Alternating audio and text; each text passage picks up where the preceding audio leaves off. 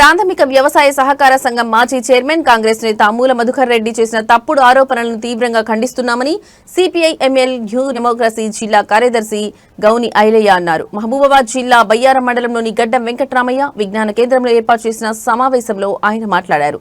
మండల కేంద్రంలో తనపై హత్యా ప్రయత్నం చేసిన వారిపై పోలీసులు చట్టపరంగా చర్యలు తీసుకోలేదన్నారు. దీంతో కాంగ్రెస్ పార్టీ పట్టణ కార్యదర్శి నాయని శ్రీనివాసరెడ్డి రిలే నిరాహార దీక్ష చేస్తున్నారని, ఆయనకు సంఘీభావం తెలిపినందుకు అనేక తప్పుడు విమర్శలు చేయడం తగదని హితవు పలికారు. ముఖ్యంగా తమ పార్టీ ఎర్రభూస్వాముల పార్టీగా పేర్కొనడం ఆక్షేపణీయమన్నారు. తమ పార్టీ నాయకులకు ఎక్కడ 100 ఎకరాల భూమి ఉందో చెప్పాలని డిమాండ్ చేశారు.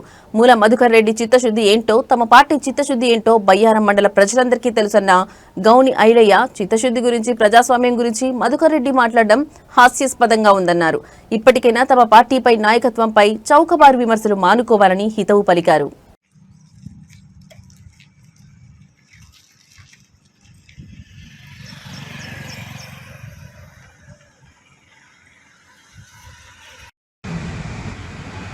ఈరోజు మూల మధుకర్ రెడ్డి గారు ఒక ప్రెస్ నోట్ విడుదల చేయడం జరిగింది, సోషల్ మీడియాలో వచ్చింది.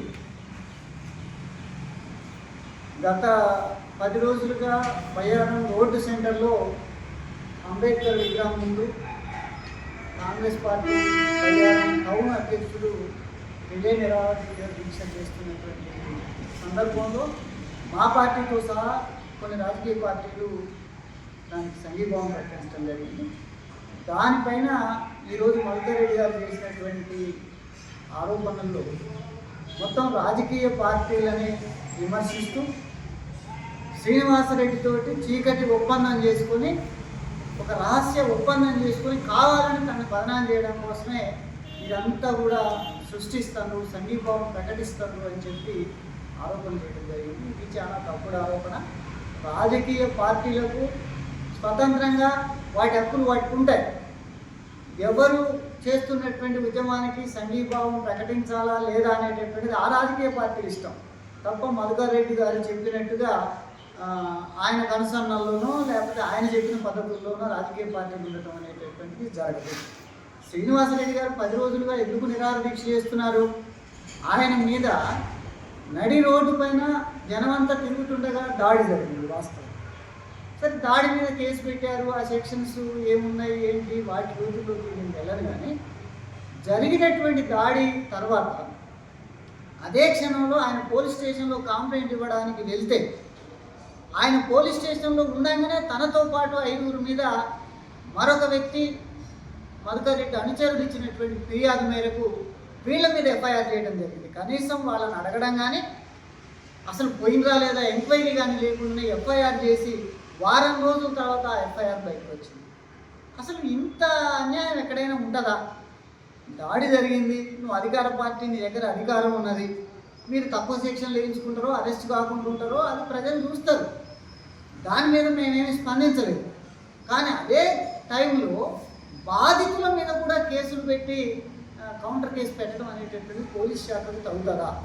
పోలీసులు నిష్పక్షపాతంగా, పారదర్శకంగా పనిచేయాల్సినటువంటి అవసరం ఉంటుంది. ప్రజలకు రక్షణ కల్పించాల్సినటువంటి అవసరం ఉంటుంది. అట్లాంటి పోలీసులు ఏ ఆధారాలు లేకుండా బాధితుల మీద కౌంటర్ కేసు ఫైల్ చేయడం అనేటటువంటి దాన్ని మా పార్టీ చాలా తీవ్రంగా ఖండిస్తుంది. ఆ నేపథ్యంలోనే తను చేస్తున్నటువంటి నిరసన దీక్షకు మా పార్టీ తరఫున సంఘీభావం ప్రకటించాం. అవును, మేము ఇప్పటికీ అంటున్నాం, మీ పార్టీ అంతర్గత విషయం అయితే 4 గోడల మధ్య చూసుకోండి. మీరు శ్రీనివాసరెడ్డిని బహిరంగంగా కొడతారు, లేకపోతే చల్ల గోవర్ధన్ని ఉరికిచ్చి రోడ్డు మీద కారులో వచ్చి కొడతారు, అధికారం అన్నం ఉందని చెప్పి, లేకపోతే కేస నిరంజన్ని కొట్టిన సందర్భాలు ఉన్నాయి మీ పార్టీలో ఉండడం చెప్పి, ఆ కొత్త వినయ్ ఏదో అనడం చెప్పి కొట్టిన సందర్భాలు ఉన్నాయి. ఓ 10 మందిని వెంటేసుకొని మీరు ఇష్టారాజ్యంగా దౌర్జన్యాలు చేసుకుంటూ పోతే చూసుకుంటూ ఉండాలా? సమాజం అంతా కూడా, రాజకీయ పార్టీలను కూడా ఏం మాట్లాడొద్దా? మీ అంతర్గత వ్యవహారం అని చెప్పి, మీ అంతర్గత వ్యవహారం అయితే మీ పార్టీ టౌన్ అధ్యక్షుడు ఎందుకు నిరవధిక రిలే ఫాస్ట్ చేస్తున్నారు? ఎందుకు మీరు విరమింపజేయలేదు? మీ పార్టీ డిసిసి అధ్యక్షులు లేకపోతే ఎమ్మెల్యే ఎందుకు ఆయన మీద మిమ్మల్ని బదనాం చేస్తుంటే చర్య తీసుకోలేదు? మా పార్టీల మీద పడి ఏడుస్తారేంటి? ఇది చాలా అన్యాయం. ఈ తప్పుడు ఆరోపణలు మేము చాలా తీవ్రంగా ఖండిస్తున్నాం. వాటిని మధుకర్ రెడ్డి గారు వెనక్కి తీసుకోవాలి. ఇంకొకటి ఆక్షేపణీయమైనటువంటి విషయం ఏంటి అంటే తన మీద రౌడీ షీటు ఉండొచ్చు, మేము రౌడీ షీటర్ అని మేము అక్కడ సంబోధించలేదు, తన పేరుతో కూడా మేమేమీ చేయలేదు, పోలీస్ పాత్ర పైన మేము మాట్లాడాము.